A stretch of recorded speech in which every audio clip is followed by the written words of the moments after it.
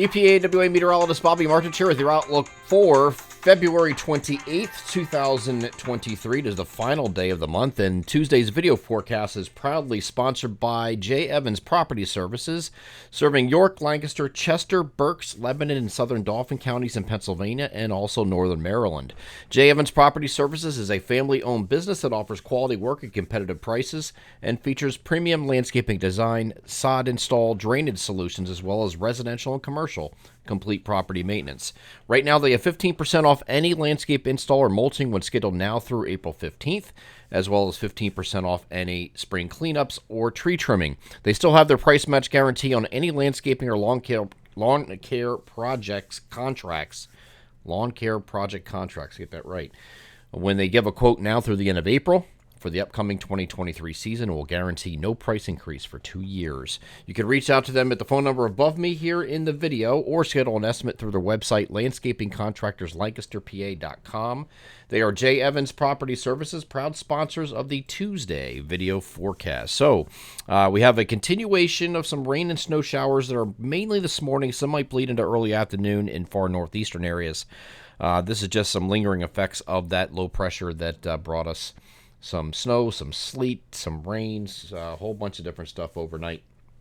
And the snow map pretty much worked out the way we figured.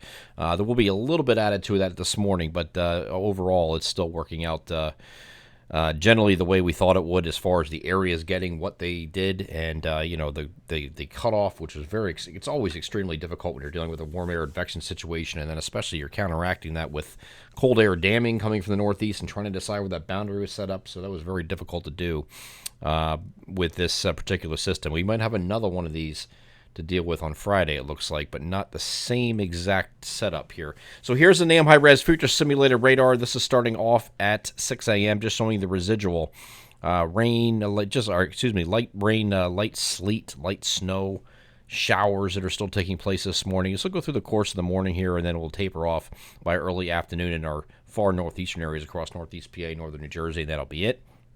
Not a whole lot of additional accumulation, but some areas up here can get an additional inch or so across northeast PA, northern New Jersey, especially northwest New Jersey before this pulls away. And then after that, we're mostly cloudy elsewhere. We're going to have temperatures today that are going to be warmer in these southwestern areas here. So if you take these areas right here, this is probably going to be your warmest temperatures today because you're going to have a little bit of a break in the clouds from southwest and northeast today, and that's going to give you a little bit of a warmer day here in south central Pennsylvania.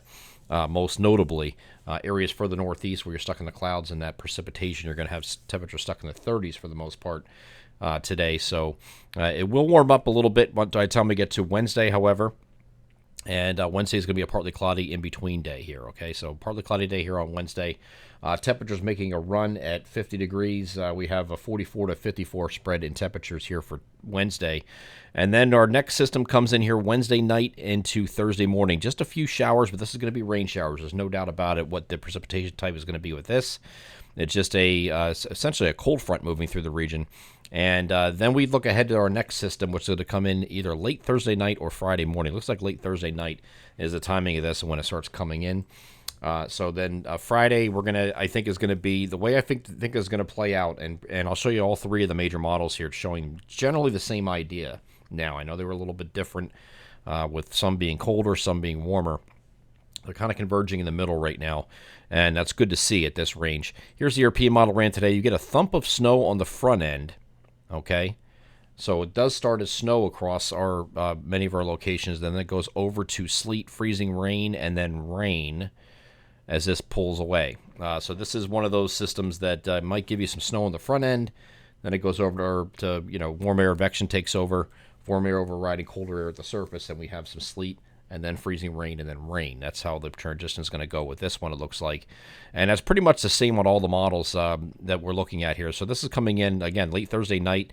The transition occurs sometime Friday afternoon or evening, and then you have the change over to rain late in the overnight, and then this should wrap up by early Saturday morning. GFS showing the same idea. Front-end thump of snow, then you get changes over to sleet, freezing rain, and then we go over to rain here before it ends, and that will be early Saturday morning. The Canadian model, front-end thump of snow, then you go over to sleet, and then freezing rain. And now this is still a little colder than some of the other guidance here that has been the coldest of the three. So it's showing the rain changeover not getting up to, it keeps it below I-78 as far as a rain changeover line there. But this is a finely tuned detail that we'll look at for the rest of the week and see how this plays out. But I think that general idea that you're going to get a front end thump of snow, whether that's a thump or not, or just a little, flutter, whatever, we'll see. But it's going to be a little bit of snow on the front end, then sleet, then freezing rain, then rain. That's the transition, and it does not look like it's going to be an all-snow event. Could it change to that? I guess, but I wouldn't hold my breath on that. It doesn't look like it because the overall pattern for that week is for a little bit more of a southeast ridge dominance and push against this, so it's going to keep this a little bit further to north. That's, if you follow the Weather Weekly's videos that I do, Madden-Julian oscillation. That is your measure of your convection along the equator, just north of the equator, 5 degrees north. Wherever that is, wherever the best convection is, affects the ridges and troughs associated with the jet stream. So if you're in a phase 7, which we're in, that means the southeast ridge is pumped up a little bit more. And that is not good for your chances in the first week of March to get a snowstorm. Now, if we were in the second week of March, that'd be a different story. If we had the same kind of system coming in then, we would have help then from some blocking over Greenland and things like that can keep this a little bit further south. We don't have that for this storm because this is March 3rd into March 4th, so it's still a little too early for that. So I don't think it's going to be something that's going to suddenly change, but we'll continue to follow that throughout the week. If anything, it'll change toward a little bit milder of a solution, or maybe a quicker transition from snow to sleet to freezing rain to rain, if that makes sense. So we'll see. We'll continue to follow this throughout the week and give you updates every single day and leading up to this event at the end of the week. I'm EPA meteorologist Bobby Marchus. That is your outlook for February 28th, 2023. Have a great Tuesday.